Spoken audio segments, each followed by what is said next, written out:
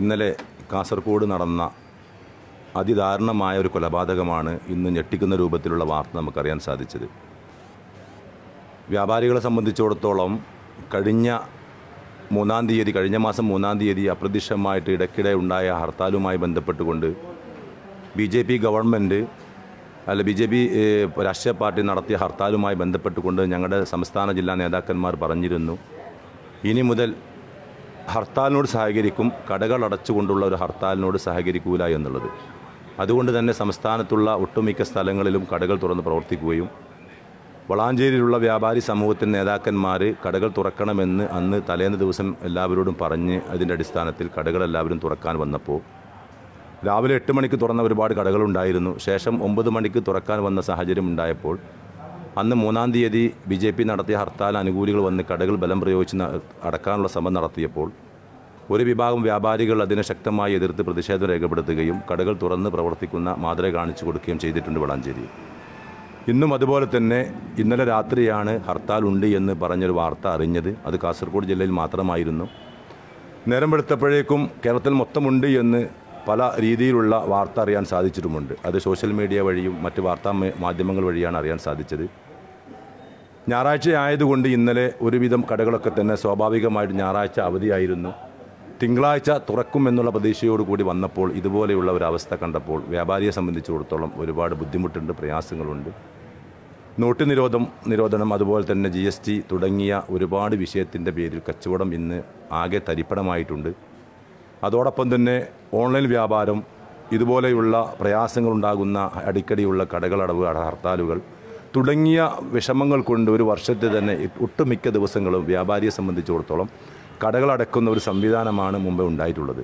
അത് മാത്രമല്ല, ഒരു സ്ഥാപനത്തിൽ ജോലി ചെയ്യുന്ന തൊഴിലാളികൾക്ക് തുടങ്ങി ആ സ്ഥാപനത്തിൽ ദിവസവും കൊടുക്കുന്ന ടാക്സ്, പഞ്ചായത്ത് മുനിസിപ്പൽ ലൈസൻസിൻ്റെ ആ ടാക്സ് അടക്കമുള്ള കാര്യങ്ങൾ ഒരു ദിവസം അടച്ചാൽ പോലും അതിന് യാതൊരുവിധ ഇളവും വരുത്താണ്ട് ബിൽഡിംഗ് ഓണേഴ്സ് ആണെങ്കിൽ വാടകയും കൃത്യമായിട്ട് മേടിക്കുന്നു. ഇങ്ങനെ തുടങ്ങി ലക്ഷക്കണക്കിന് രൂപ ഒരു ദിവസം അടക്കുമ്പോൾ ഒരു വ്യാപാരിയെ സംബന്ധിച്ചിടത്തോളം നഷ്ടമാണ്. അപ്പോൾ എൻ്റെ മാന്യമായിട്ടുള്ള രാഷ്ട്രീയ നേതാക്കന്മാരോട് എനിക്ക് പറയാനുള്ളത്, ഇന്നലെ നടന്ന ആ കൊലപാതകത്തോട് ഏറെ ദുഃഖമുണ്ട്. ആ ദുഃഖത്തോടൊപ്പം ആ രാഷ്ട്രീയ പ്രസ്ഥാനത്തിനോടും ആ കുടുംബത്തോടും ഞങ്ങൾ പങ്കുചേരുന്നു. ആരാണോ, ഏത് രാഷ്ട്രീയ പാർട്ടിയാണോ അതിൻ്റെ പിന്നിൽ പ്രവർത്തിച്ചത് എങ്കിൽ എത്രയും പെട്ടെന്ന് നമ്മുടെ കേരള പോലീസ് അവരെ ആ പ്രതികളെ കണ്ടുപിടിച്ചുകൊണ്ട് നിയമത്തിൻ്റെ മുന്നിൽ കൊടുന്നുകൊണ്ട് എൻ്റെ വ്യക്തിപരമായിട്ട് അഭിപ്രായം അവർക്ക് ഏറ്റവും ചുരുങ്ങിയത് തൂക്കുകയറെങ്കിലും മേടിച്ചു കൊടുക്കണമെന്നുള്ളതാണ്. 2 ചെറുപ്പക്കാരെന്ന് പറഞ്ഞാൽ ജീവിതത്തിൽ കടന്നു വരുന്ന ഒരുപാട് പ്രതീക്ഷയുള്ള ചെറുപ്പക്കാരാണ്. ആ കുടുംബത്തിൻ്റെ അത്താണിയാണ്. അവരെ ഇങ്ങനെ കൊലപാതകം നടത്തി കൊന്ന് കശാപ്പ് ചെയ്യാനുള്ള എന്ത് തെറ്റാണ് ആ പാവപ്പെട്ട സുഹൃത്തുക്കൾ ചെയ്തത്? ഒരു പക്ഷേ അവർ പ്രതിദാനം ചെയ്യുന്ന രാഷ്ട്രീയ പാർട്ടി സജീവമായി പ്രവർത്തിച്ചിട്ടുണ്ടാവാം. അത് രാഷ്ട്രീയപരമായിട്ട് അല്ലാണ്ട് ഒരു കൊലപാതക രാഷ്ട്രീയത്തോടു കൂടി നേരിട്ട് കഴിഞ്ഞാൽ ഇത് എവിടെ ചെന്ന് അവസാനിക്കുമെന്ന് നമുക്കൊന്നും ഇന്ന് അറിയാൻ പറ്റാത്തൊരു സാഹചര്യമാണ്. അതുകൊണ്ട് തന്നെ ഏത് ഗവൺമെൻറ് ആണെങ്കിൽ പോലും, ഏത് രാഷ്ട്രീയ പാർട്ടി ആണെങ്കിൽ പോലും ഇത്രയും പരിപാടികൾ, ഈ കൊലപാതക രാഷ്ട്രീയം നിർത്തലാക്കിക്കൊണ്ട് നമ്മുടെ രാജ്യത്ത് നല്ലൊരു സമാധാനം അന്തരീക്ഷം നിലനിർത്തണമെന്നാണ് എനിക്ക് പറയാനുള്ളത്. മാത്രവുമല്ല, കഴിഞ്ഞ ദിവസം കാശ്മീരിൽ നടന്ന ചാവേൽ ആക്രമണത്തിൽ 40 ജവാന്മാരായ നമ്മുടെ സഹോദരന്മാർ കൊല്ലപ്പെടുകയും അവർക്ക് അവരുടെ ആ മരണത്തിൻ്റെ ദുഃഖസൂചനമായിട്ട് രാജ്യത്തിൻ്റെ വിവിധ സ്ഥലങ്ങളിലും അവർക്ക് വേണ്ടി അനുശോചനം രേഖപ്പെടുത്തിക്കൊണ്ടിരിക്കുകയാണ്.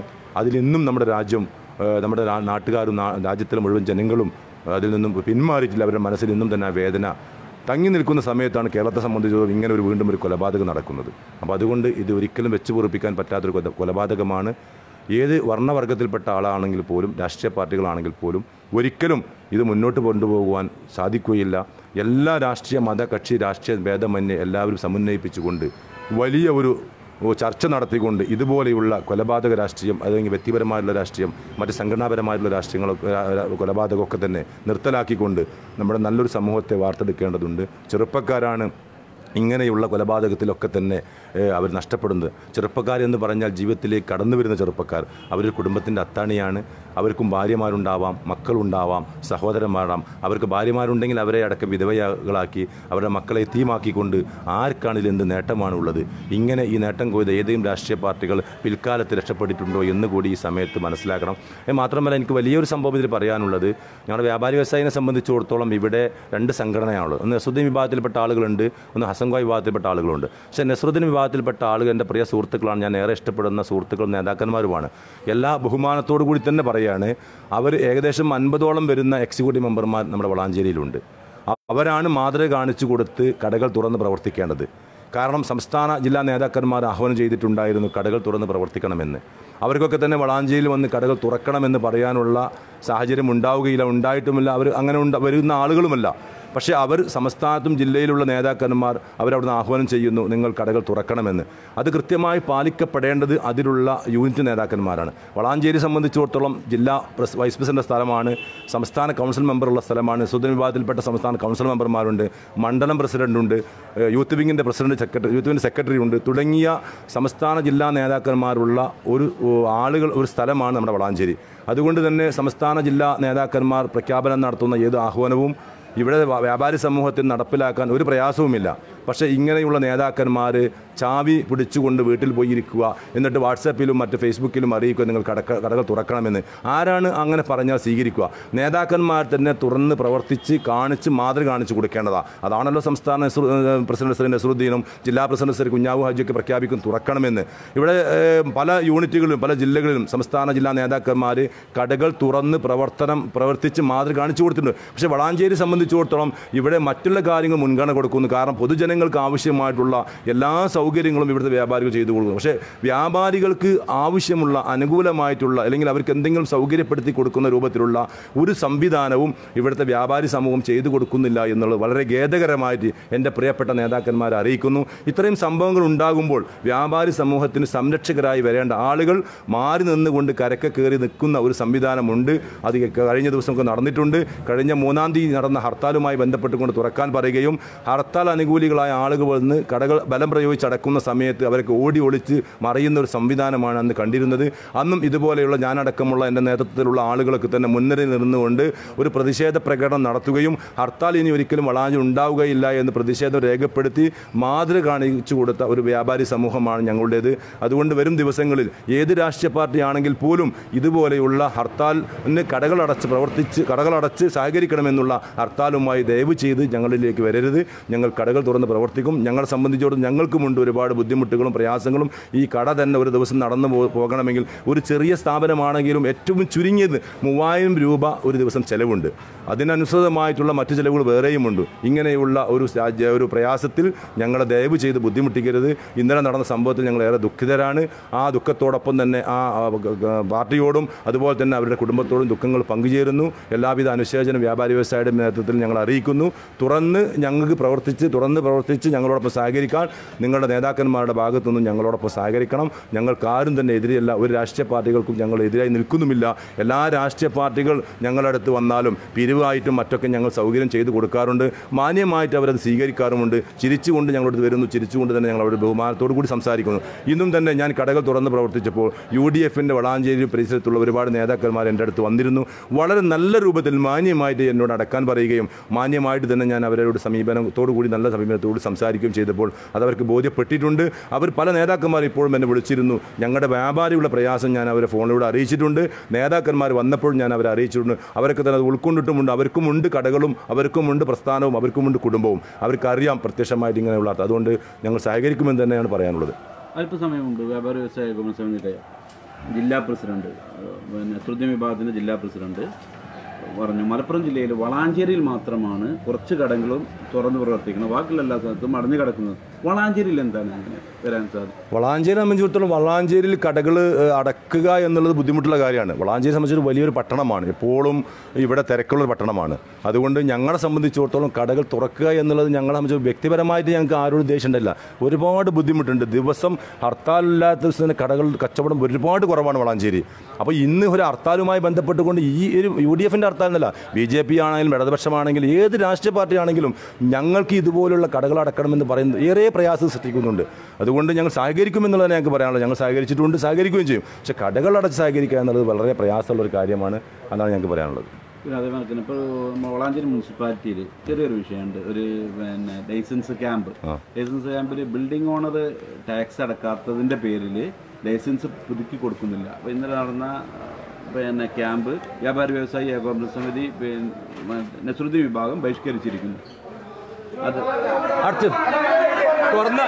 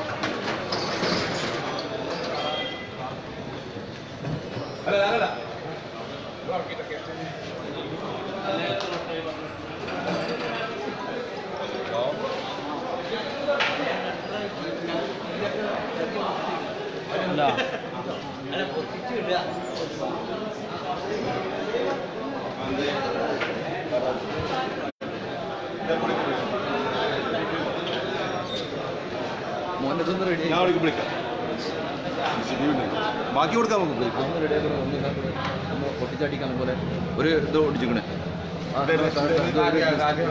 സ്ത്രീകളുടെ പൊട്ടിച്ചിന്ന് ഞാൻ പൊട്ടിച്ചുകൊണ്ടിരിക്കുമ്പോഴാണ് പണി വന്നത്.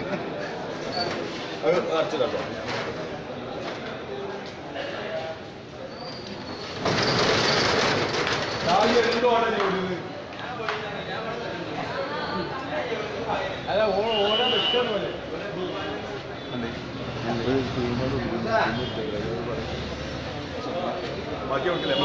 ഒരു കാര്യം പറഞ്ഞില്ല, അത് കിട്ടിയേക്കാം ഏതായാലും ലൈസൻസ് അങ്ങോട്ട് എൻ്റെ ഒരു സ്ക്രീൻ കാർഡ് ഓടിച്ചിട്ടുണ്ട്. ഒരു 150 ഉറുപ്പുണ്ട്. ഇപ്പോൾ തരും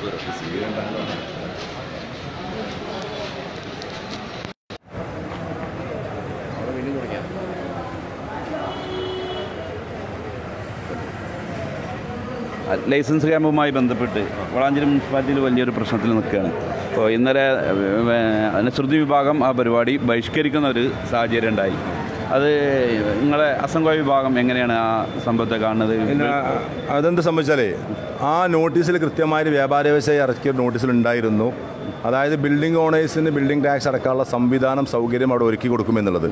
അപ്പോൾ അതിൻ്റെ അടിസ്ഥാനത്തിൽ ആദ്യമായിട്ട് വ്യാപാരി വ്യവസായി ചെയ്യേണ്ടത് ബിൽഡിംഗ് ഓണേഴ്സ് അസോസിയേഷനുമായി വിളിച്ചുകൂടി മീറ്റിംഗ് വിളിച്ചുകൊണ്ട് അവർ ഏതെങ്കിലും നിലക്ക് മുനിസിപ്പാലിറ്റിക്ക് ലൈസൻസ് ബിൽഡിംഗ് ടാക്സ് കൊടുക്കാൻ ബാക്കിയുണ്ടെങ്കിൽ അവരെ കൊണ്ട് അടപ്പിച്ച് മാതൃക കാണിച്ചിട്ടായിരുന്നു വ്യാപാരി സമൂഹത്തെ മുനിസിപ്പാലിറ്റിയിലേക്ക് കൊണ്ടുപോകേണ്ടത് എന്നുള്ളതാണ്. അപ്പോൾ നമ്മളെ സംബന്ധിച്ചിടത്തോളം ഈ വ്യാപാരി സമൂഹത്തെ മൊത്തം കബളിപ്പിച്ചുകൊണ്ട് അവിടേക്ക് വിളിച്ചു വരുത്തി അവരോട് ഇനി ഞങ്ങൾ ബഹിഷ്കരിക്കുകയാണ്, ലൈസൻസ് പുതുക്കുന്ന സംവിധാനം ഇപ്പോൾ തൽക്കാലമില്ല, ബിൽഡിംഗ് ഓണേഴ്സ് ബിൽഡിംഗ് ടാക്സ് അടക്കണമെന്നാണ്. മുനിസിപ്പാലിറ്റി സംബന്ധിച്ചിടത്തോളം പുതിയ നിയമപ്രകാരം ബിൽഡിംഗ് ടാക്സ് അടച്ചതിന് ശേഷമാണ് മുനിസിപ്പൽ ലൈസൻസ് പുതുക്കി കൊടുക്കുക. അത് മുൻപ് ആ കാലം ഉണ്ടായിരുന്നു, പക്ഷേ അന്ന് ഇത്രത്തോളം നിർബന്ധിത ഒരു സാഹചര്യം ഉണ്ടായിരുന്നില്ല. പക്ഷേ മുനിസിപ്പാലിറ്റി ആയതിന് ശേഷം അങ്ങനെ ഒരു സംവിധാനം മുനിസിപ്പാലിറ്റിൻ്റെ നിയമത്തിലുണ്ടെങ്കിൽ ആദ്യമായിട്ട് വ്യാപാരി സമൂഹം ചെയ്യേണ്ടത് ഇതുപോലെയുള്ള നമ്മുടെ ബിൽഡിംഗ് ഓണേഴ്സുമായി സമീപിച്ചുകൊണ്ട് അവരോട് ബിൽഡിംഗ് ടാക്സ് അടച്ചുകൊണ്ട് ആ ബിൽഡിംഗ് ടാക്സ് അടച്ചതിന് ശേഷം വ്യാപാരികളുടെ ലൈസൻസ് പുതുക്കി കൊടുക്കേണ്ട സംവിധാനമാണ് ചെയ്യേണ്ടത്. ഈ വ്യാപാരികളൊക്കെ തന്നെ ഞായറാഴ്ച ദിവസം മുനിസിപ്പാലിറ്റി വിളിച്ച് അവരെ വഞ്ചിക്കുന്ന രൂപത്തിലാണ് നസൂദ് വിഭാഗം ചെയ്തത് എന്നാണ് ഞങ്ങൾക്ക് പറയാനുള്ളത്. വളാഞ്ചേരിയിൽ നിന്നുള്ള തത്സമയ ദൃശ്യങ്ങളാണ് മലയാളം ടെലിവിഷൻ്റെ പ്രേക്ഷകർ വീക്ഷിച്ചുകൊണ്ടിരിക്കുന്നത്.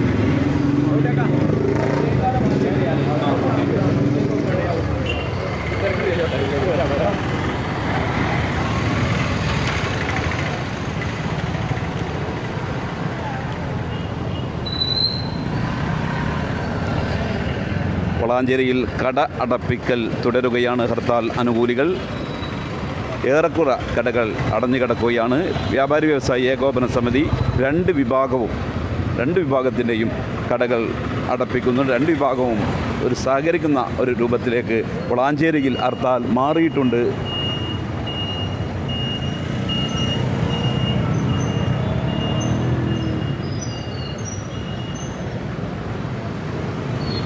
ചെറിയ തോതിലെങ്കിലും അക്രമത്തിലേക്ക് വഴിമാറുന്ന ഒരവസ്ഥ ഇപ്പോൾ വളാഞ്ചേരിയിൽ കാണുകയുണ്ടായി.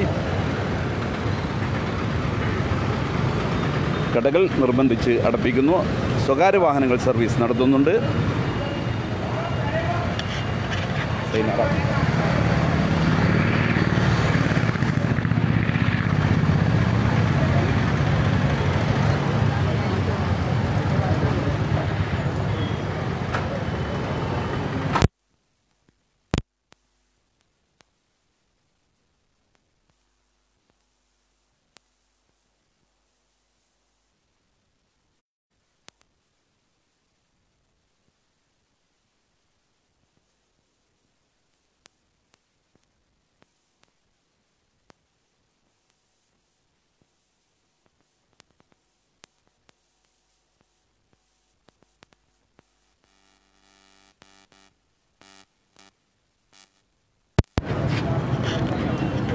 ഈ ദാരുണമായ കൊലപാതകത്തെ എങ്ങനെയാണ് കാണുന്നത്?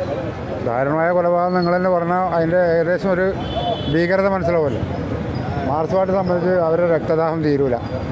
അവരെ സംബന്ധിച്ച് അവർക്ക് ജനങ്ങളെ ഭീഷണിപ്പെടുത്തി കൊല നടത്തി ആളുകളെ വരുത്തി നിർത്തുക എന്നുള്ളതാണ് മാർക്സ്വാദിയുടെ രാഷ്ട്രീയത്തിലെ.